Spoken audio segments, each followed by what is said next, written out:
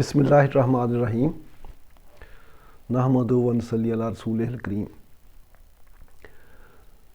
کچھ لوگ پوچھتے ہیں کہ آپ سائنس کی ہی بات کرتے ہیں، تو سائنس جو ہے وہ آج کل تو بہت ترقی پہ ہے۔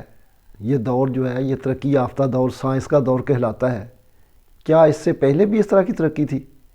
تو میں نے اس کے بارے میں کئی بار عرض کیا ہے کہ حضرت سلیمان علیہ السلام کے دور میں جہاز وغیرہ تھے موجود تھے، یعنی ان کی ہواؤں پر کنٹرول تھا ان کا۔ اور اس سے پہلے حضرت یوسف علیہ السلام کے دور میں جب اہرام مصر بنائے گئے تو وہ بھی ترقی کا ہی دور تھا۔ وہ آج کل کے سائنسدانوں کے پاس اس طرح کے رولز نہیں ہیں ویٹ لیسنس کے، اور سلیمان علیہ السلام کے دور کے جو ٹائم لیسنس کے فارمولے ہیں وہ ابھی نہیں ان کے پاس آئے، اس وقت موجود تھے۔ تو اس سے پہلے حضرت نوح علیہ السلام آج سے تقریباً 10,000 سال پہلے زمین پر موجود تھے، اور اس وقت طوفان نوح آیا تھا۔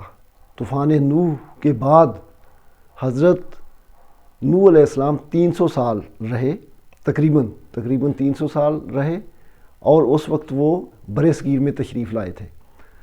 تو اس سے پہلے کا جو دور ہے وہ بالکل ہی ترقی ایسی تھی جیسے آج کل کی ترقی ہے، کیونکہ ریسرچ کے مطابق، سائنسدانوں کی ریسرچ کے مطابق یہ ہے کہ اٹلانٹک اوشن جو ہے وہاں پر ایک جزیرہ ہوتا تھا پہلے جسے ہم اٹلانٹا کہتے تھے، یعنی شہر کا نام تھا اٹلانٹا۔ اس اٹلانٹا میں اس کے بارے میں جو بات ہے وہ یہ ہے کہ ترقی بہت زیادہ تھی، بائیو ٹیک کے سائنسٹسٹ تھے، بائیو ٹیکنالوجی جانتے تھے، اور وہ کلونوں کے ذریعے رد و بدل کرتے تھے جانوروں میں۔ مثلاً آپ نے جل پری کا ذکر پڑھا ہوگا کہ پیچھے سے دھڑ جو ہے وہ جانور کا ہے، منہ جو ہے وہ کسی اور چیز کا ہے، کسی پری جیسا ہے۔ تو اس طرح کی چیزیں انہوں نے بنائی تھیں، مانسٹر جسے ہم کہتے ہیں، مانسٹر وہ بنانے میں ماہر تھے۔ تو یہ ترقی جو تھی اس وقت تھی۔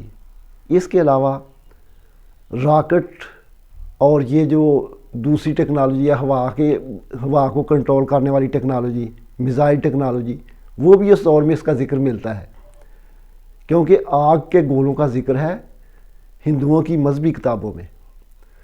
تو آگ کے گولے جو ہیں وہ اس وقت وہ کہتے ہیں کہ آگ کا گولا تھا، اور وہ جب پھینکا جاتا تھا زمین کے اوپر وہ زمین تانبا بن جاتی تھی۔ اس کا مطلب کیا ہوا کہ ان کے پاس ایٹم بم، دوسرے بم اور اس طرح کی ٹیکنالوجی موجود تھی، اسی ٹیکنالوجی کو وہ استعمال کرتے تھے۔ اور یہ جو ترقی ہے یہ طوفان نوح سے پہلے کی بات ہم کر رہے ہیں۔ جب پھر طوفان نوح آیا تو آج سے 10,000 سال پہلے آئس ایج آیا، تو اس کے بعد پھر نوح علیہ السلام جو تھے، جیسا کہ ذکر ہے کہ وہ اپنی کشتی پہ وہ چلے گئے، اور اس کے بعد وہ کئی دن کشتی میں رہے، اور پھر جودی پہاڑ، ارارات جو ہے ایک پہاڑی سلسلہ ہے، وہاں پر آ کر ٹھہرے، اور وہاں سے پھر وہ بعد میں مطلب مختلف جگہوں سے ہوتے ہوئے، کیونکہ یہ تو آپ کو پتہ ہے ان کے 3 بیٹے ان کے ساتھ تھے، ان تینوں بیٹوں کو علیحدہ جگہ پر انہوں نے ایڈجسٹ کیا، بھیجا، اور انہیں پتہ تھا کہ مطلب کہاں پر جانا ہے۔ اور اس کے بعد وہ پھر کچھ لوگوں کے ساتھ، جسے آرینز کہا جاتا ہے، ان کے ساتھ بر صغیر میں آئے تھے۔ یہ ساری کتابیں جو ہیں یہ ساری باتیں جو ہیں وہ کتابوں میں موجود ہیں۔ ہندوؤں کی مذہبی کتابوں میں یہ ذکر ہے اس بات کا کہ آج سے اتنے سال پہلے، تقریباً حضرت عیسیٰ علیہ السلام سے 8,000 سال پہلے اس طرح کی تبدیلیاں آئی تھیں، اور وہ یہی دور ہے۔ اسی لیے حضرت نوح علیہ السلام کو آدم ثانی کہا جاتا ہے کہ ایک بار پوری زمین کے اوپر طوفان آیا تھا، اور اس کے بعد دوبارہ حضرت نوح علیہ السلام نے یہ سلسلہ دوبارہ شروع کیا تھا، دوبارہ اس کو انسان کو یہاں پہ کیا تھا سیولائز۔ تو یہ ساری باتیں جو ہیں اس طرف جاتی ہیں۔ تو یہ جو میں نے بات کی ہے اس کے بارے میں آپ بھی سرچ کریں، غور و فکر کریں، اور دیکھیں، اور اس کے بارے میں نئی باتیں تلاش کریں۔